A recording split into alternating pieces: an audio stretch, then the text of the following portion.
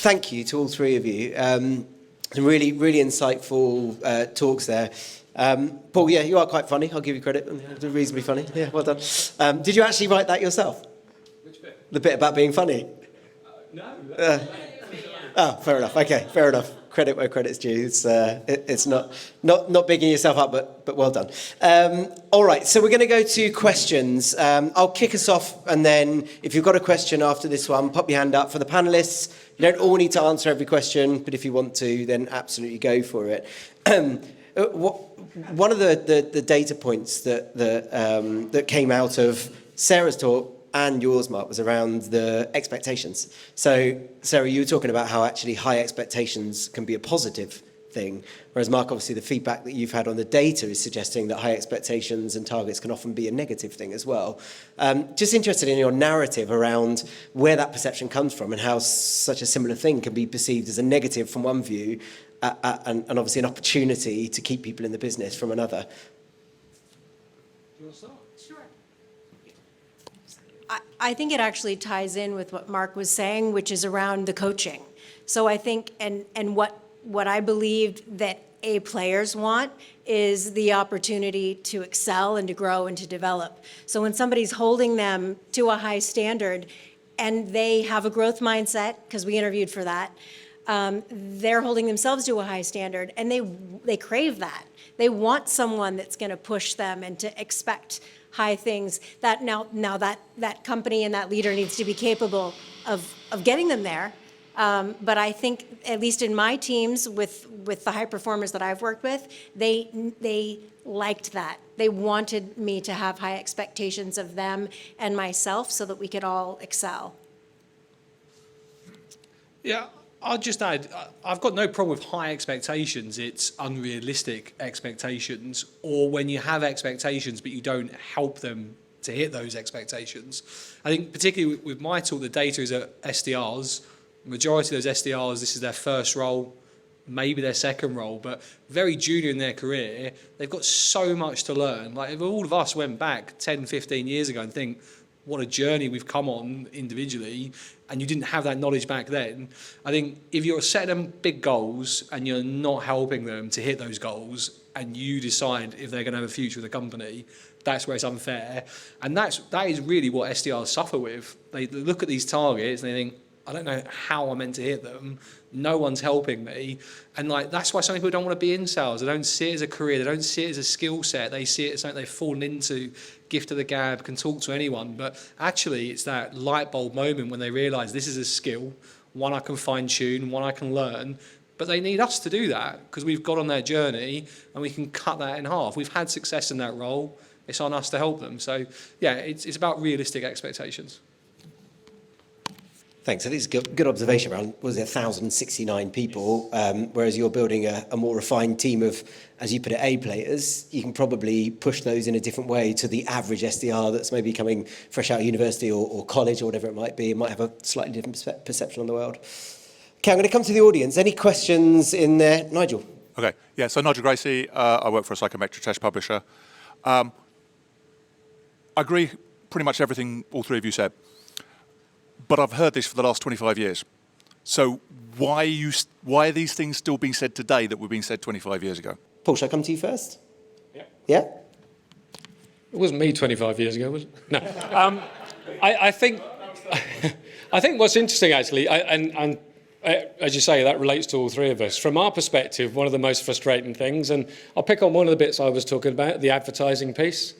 Everyone advertises, but for so many years we've just done that spray and pray and hope that it works. And you see the Google ads and all that going on out there. That's fine if you're trying to get brand awareness amongst companies or people that you can sell to, if it's anyone and everyone. But to my point, it's not. And I think slowly people are coming to the conclusion that actually we're wasting at least 50% of our budget advertising in companies that then fill up our pipeline with rubbish, et cetera, et cetera. So I think that's changed.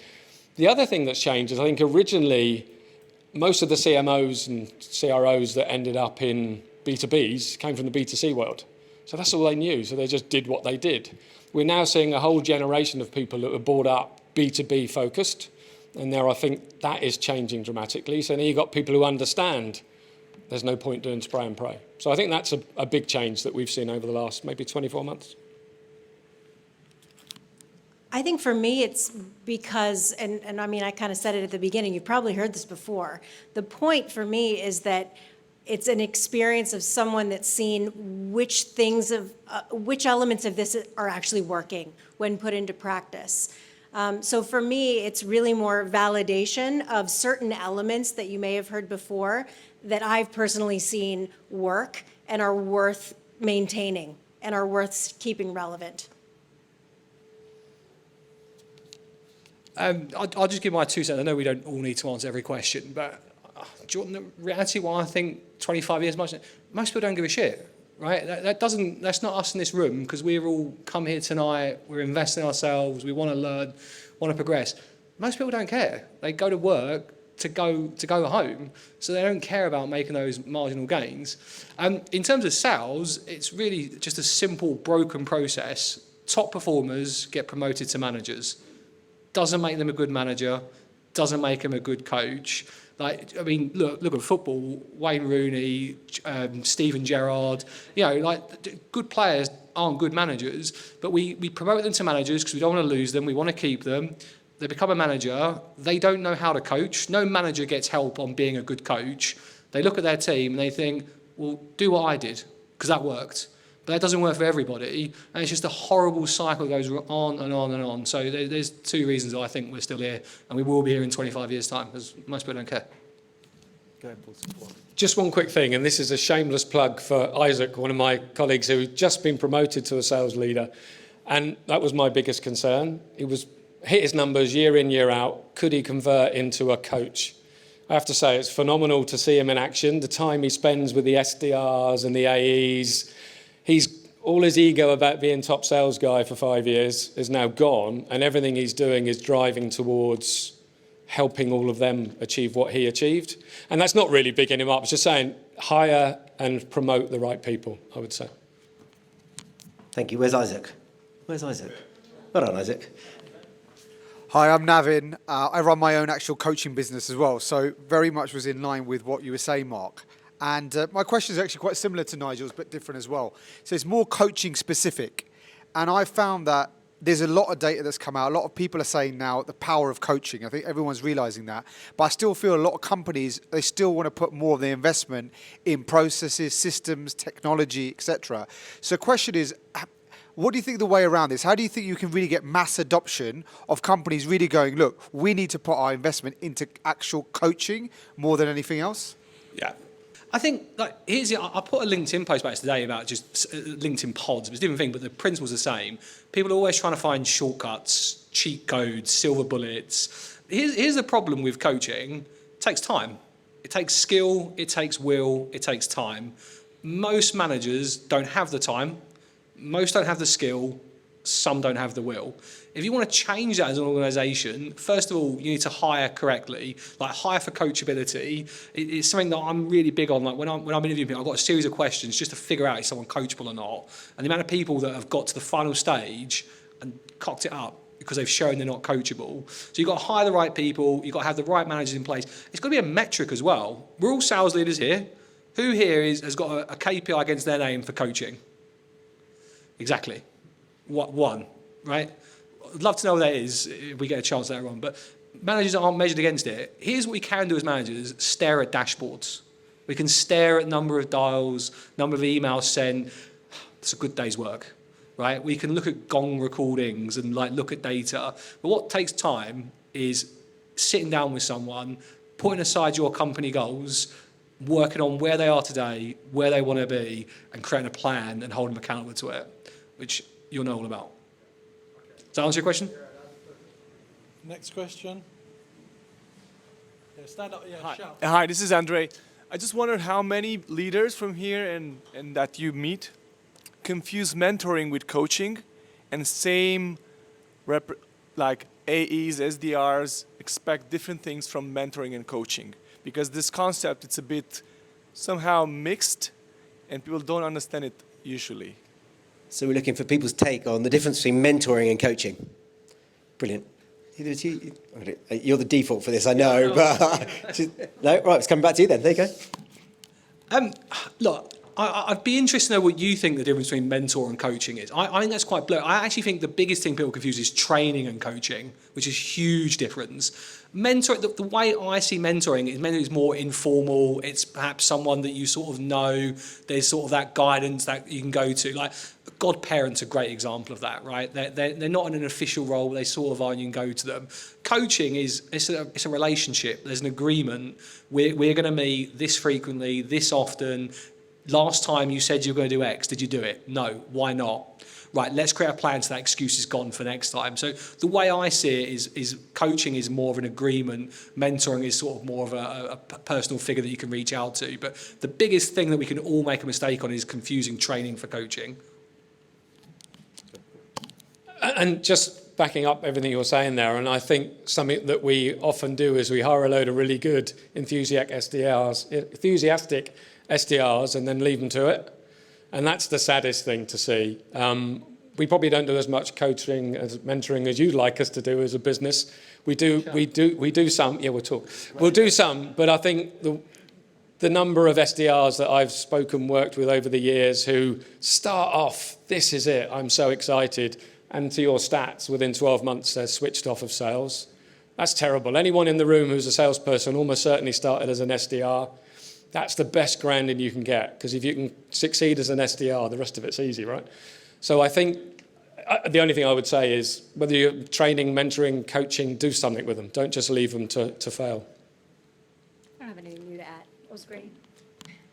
Just like to add a really quick thought on that, which is just around some of the data from Mark's report there was around some people being dissatisfied with their job. And you correct me if I get the wording wrong, around behaviour of colleagues and prospects and the way that they communicate together. And I think for me, mentoring is less focused on skills and more focused on conduct and behaviour in the workplace. It's something that's certainly got lost over the last 3 or 4 years, with people being less in front of their colleagues. And I think we do see more and more people coming into a young sales force not really knowing how to conduct themselves and behave themselves in what we would coin as a professional manner. And so I think mentoring for me extends, particularly with SDRs, beyond just the ability to pick up the phone and talk to somebody, how to structure that conversation, how to manage your tasks, how to manage your pipeline, but also towards how do I actually conduct myself when it comes to internal stakeholder relationships, the way that I ask questions, the way that I seek information across the organisation. So I think it's more about the more rounded relationship skills and behavioural skills that they can learn, rather than the things I have to do to complete my job, if that makes sense. Right, we've got time for one more question, James. Got one here, if that's useful. Hi there, Siobhan Gallagher. So great session. Loved all of the insights, especially around coaching. My questions are primarily to Paul around how do we align marketing and sales, because this is a challenge that I've had to address most of my life. I'm a salesperson through and through, and I have really had to struggle with the challenges that you showed in your talk. So please share some guidance. And you know you're not alone in that, right? I think everyone's in the same boat. Some have a better relationship with marketing and sales than others. I think a lot of it goes above both sales and marketing. What are the metrics that the business are valuing as important? If it's click-through rates, if it's increase in website traffic, and there's no measurement of who's coming and who's clicking or whatever, that's a disaster, right? Because marketing will then be focused on, we're just going to advertise to as many people as we can. We're just going to fill up the pipeline with as many leads as we can. So I think a lot of it comes from the top. We, I suppose, are fortunate in that our alignment, we think, is pretty good, right, Isaac? We have arguments every now and then, but we have decided these are the only companies in reality that we as a business can sell to. They are the only ones that marketing focus on. So whether it's advertising, whether it's events, whether it's reaching out, getting them onto our website, whatever it is, we know that it's only those companies we're focusing on. It's not an easy thing to achieve, but if you can get sales and marketing understanding that if we put anyone else in the pipeline, sales can't close it, we're going to miss our revenue goals, we're going to become that cost center that the business is looking to cut back on, that's probably a really good starting point. But that's an hour-long conversation, which I'm more than happy to have with you at some point. But hope that helped to answer it a bit.